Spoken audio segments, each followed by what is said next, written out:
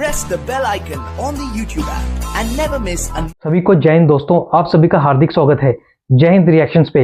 आशा करता हूं कि आप सभी लोग बहुत अच्छे होंगे। तो आज की लेटेस्ट और इंटरेस्टिंग वीडियो में आप देखेंगे मशहूर पत्रकार आरजू काज़मी जी को। उनके स्पेशल गेस्ट होंगे मंजूर अहमद नायक, जो कि एक बहुत ही फेमस कश्मीरी एक्टिविस्ट हैं। तो चलिए जानते हैं एज अ कश्मीरी उनकी भारत और भारतीय सरकार के बारे में क्या राय है। तो ये वीडियो काफी इंटरेस्टिंग होगी, आपको बहुत कुछ जानने को मिलेगा और बहुत मजा आएगा। तो इसे अंत तक देखें और चैनल पे नए हैं तो चैनल को सब्सक्राइब कर दें, ताकि हम आपके लिए लेटेस्ट और इंटरेस्टिंग वीडियोस लाते रहें। तो चलिए पहले ये वीडियो देखते हैं और अंत में इसके बारे में बात करेंगे। जय हिंद, जय भारत।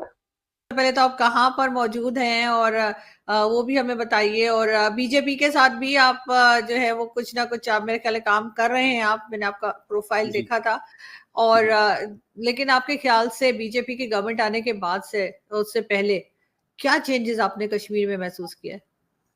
देखिए आरजू जी, सबसे पहले तो मैं आपको बताना चाहता हूं कि इस जम्मू कश्मीर की तकदीर बदलेगी, इसका फैसला 2014 को ही हो गया था, जब हमारे प्रधानमंत्री नरेंद्र मोदी साहब ने इस देश का वजीर आजम बनने का जो है हलफ उठाया था, और जब उनके हाथ में इस देश की बागडोर आई थी, तब से हमने देखा है कि 2014 से पहले का जम्मू कश्मीर कितना अलग था और 2014 के बाद क्या क्या चेंजेस आई है।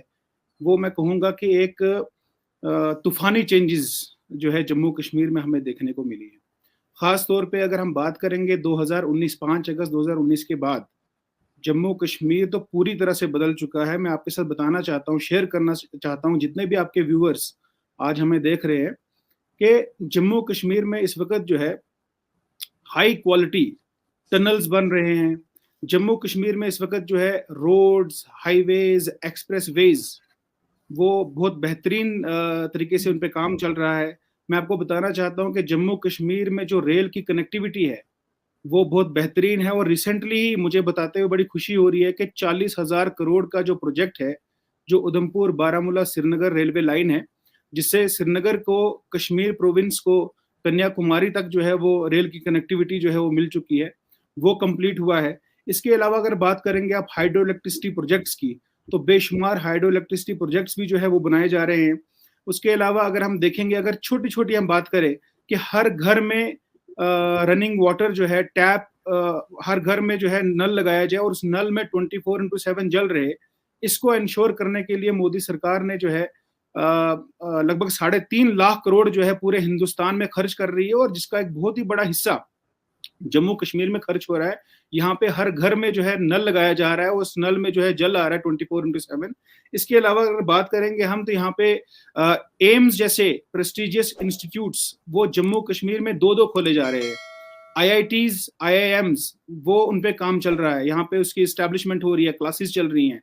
इसके अलावा 7 नए मेडिकल कॉलेजेस, उनकी कंस्ट्रक्शन का काम चल रहा है, उनकी क्लासेस चल रही हैं। इसके अलावा अगर बात करेंगे तो रिसेंटली हमारी मोदी सरकार ने जो है जम्मू कश्मीर में 1.99 लाख जो है घर गरीबों को मुफ्त में घर दिए हैं, जिसको प्रधानमंत्री आवास योजना स्कीम के तहत कहा जाता है। इसके अलावा मैं आपके साथ आरजू जी ये भी शेयर करना चाहता हूं कि यहाँ तक हमारी जो इंडियन गवर्नमेंट है, भारत सरकार जो है, ये मोदी गवर्नमेंट जो है वो नहीं रुकी। जम्मू कश्मीर में जो लैंडलेस लोग थे उनको भी 5-5 मरले का जो प्लॉट है वो भी उन लोगों को जो है वो दिया जा रहा है। तो मैं कहूंगा कि बहुत ही बेहतरीन यहाँ पे जो है वो डेवलपमेंट्स देखने को मिल रही हैं। साथ ही साथ अगर हम पीस की बात करें, अगर यहाँ पे हम प्रॉस्पेरिटी की बात करें, तो वो मतलब सी चेंजेस जो है यहाँ पे हमें देखने को मिल रही है। मैं आपके साथ शेयर करना चाहता हूँ छोटा सा आंकड़ा कि 2019 से पहले अगर आप 2018 की बात करती हैं, तो लगभग 1767 स्टोन पेल्टिंग के जो केसेस थे, वो इंसिडेंट्स जो थे वो हमें यहाँ पे नजर आए थे 2018 में। वहीं अगर आप 2023 में, यानी कि after the abrogation of article 370 and 35A अगर आप देखती हैं, तो वो 2023 में बिल्कुल जीरो है। हड़ताल जो थी वो लगभग 52 के करीब यहाँ पर रजिस्टर हुई थी इंसिडेंट्स जो है हड़ताल के, वो हमें देखने को मिले थे 2018 में। वहीं 2023 में अगर आप देखती हैं तो वो जीरो है। तो यहाँ पे स्कूल्स, कॉलेजेस पूरी तरह से जो है फंक्शन कर रहे हैं। तो बहुत ही देखिए, एक चीज जरूर मैं आपसे पूछना चाहूंगी। चले, पाकिस्तान को तो होता ही है कि मतलब हमने कुछ ना कुछ ऐसी बात करनी होती है जो नेगेटिव, वो ही हमने कुछ ना कुछ ऑब्जेक्शन उठाना होता है।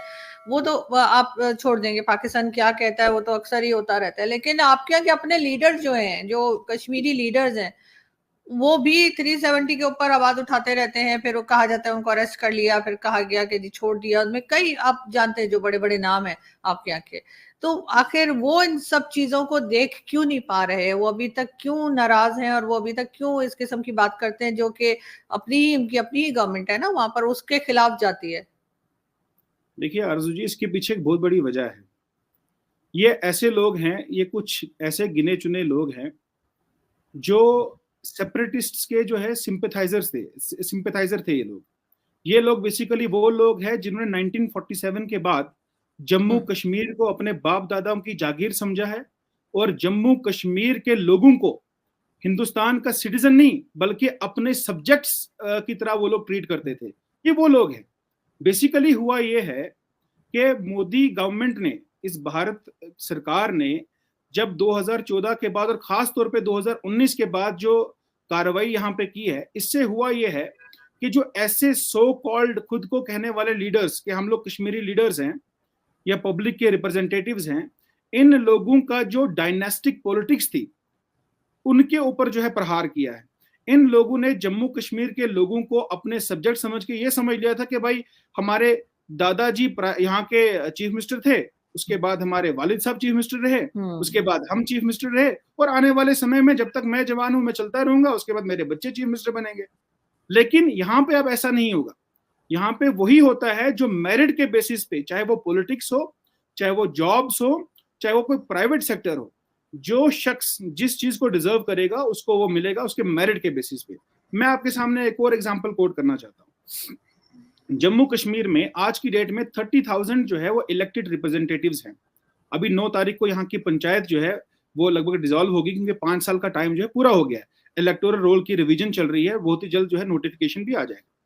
मेरे कहने का मतलब यह है कि वो 30,000 लोग जो इलेक्टेड बीडीसीज थे, जो इलेक्टेड डीडीसीज हैं, जो इलेक्टेड सरपंचिस थे, जो इलेक्टेड पंचिस थे, वो लोग कौन थे? उनको अपने नाम के पीछे मुफ्तीज या अब्दुल्ला का टैग लगाने की जरूरत नहीं थी। They all were common people, जिसको हमारी भारतीय सरकार ने मौका दिया था रिप्रेजेंटेशन का। तो कहने का मतलब यह है बेसिकली कुछ लोगों ने जम्मू कश्मीर की लेजिस्लेटिव असेंबली को अपने बाप दादा की जागीर समझा था। उन्हीं के हलक से नीचे ये बात नहीं उतर रही कि आर्टिकल 370 और 35 जो है वो खत्म हो चुका है। मैं आपको एक और एग्जांपल कोट करना चाहता हूं। हमारे यहाँ के बहुत ही सीनियर लीडर है फारूक अब्दुल्ला साहब, मैं उनकी वीडियोस देखा था। उन्होंने क्या कहा कि मोदी साहब एक बार नहीं 10 बार प्रधानमंत्री बन जाए, वो आर्टिकल 370 और 35 को हटा नहीं सकते हैं। तो मोदी जी जब दूसरी बार प्रधानमंत्री बन गए तो उन्होंने हटा दिया, क्योंकि जम्मू कश्मीर को पूरी तरह से इंडिया के साथ इंटीग्रेट करना था। हम लोग हिंदुस्तानी हैं, मैं कश्मीरी मुसलमान हूं, मैं फख्र से हिंदुस्तानी हूं।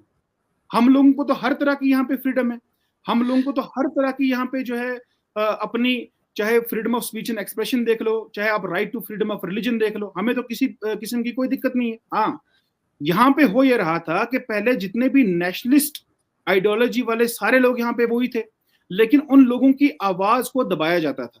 आज आप देखती हैं कि 2019 के बाद हर घर तिरंगा कैंपेन जो है हमारी प्रधानमंत्री जी ने चलाई थी, वजीर आजम साहब ने चलाई थी।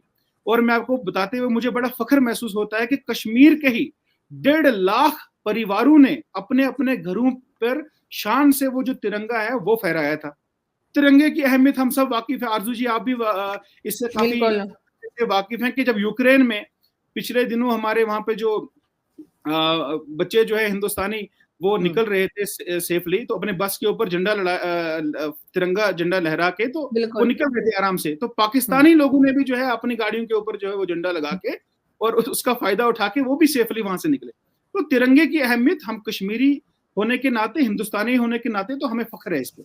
दोस्तों आशा करता हूं कि वीडियो को आपने अंत तक देखा होगा और आरजू काज़मी जी और अहमद मंजूर नाइक के बीच में ये पूरा डिस्कशन आपको काफी पसंद आया होगा। इसमें आपको बहुत कुछ जानने को मिला होगा कि कश्मीर की ग्राउंड रियलिटी क्या है, एज अ कश्मीरी, एक कश्मीरी भारत के बारे में और भारतीय सरकार के बारे में क्या सोचता है और क्या राय रखता है। आपने देखा, उन्होंने बात की हमारे प्रधानमंत्री श्री नरेंद्र मोदी जी के बारे में भी कि कैसे उनकी नीतियां कश्मीर में कितनी कारगर हो रही हैं और कैसे कश्मीर तेजी से तरक्की कर रहा है। तो आशा करता हूं वीडियो आपको काफी पसंद आई होगी। अगर ये वीडियो आपको अच्छी लगी तो इसे लाइक और शेयर जरूर कर दें और अपने विचार हमें कमेंट सेक्शन में लिखकर जरूर बताएं। और एक बार फिर चैनल पे नए हैं तो चैनल को सब्सक्राइब कर दें ताकि हम आपके लिए लेटेस्ट इंटरेस्टिंग और इंपॉर्टेंट वीडियोस लाते रहें। तो चलिए फिर मिलेंगे ऐसी किसी जबरदस्त वीडियो में, तब तक आप अपना ध्यान रखिए।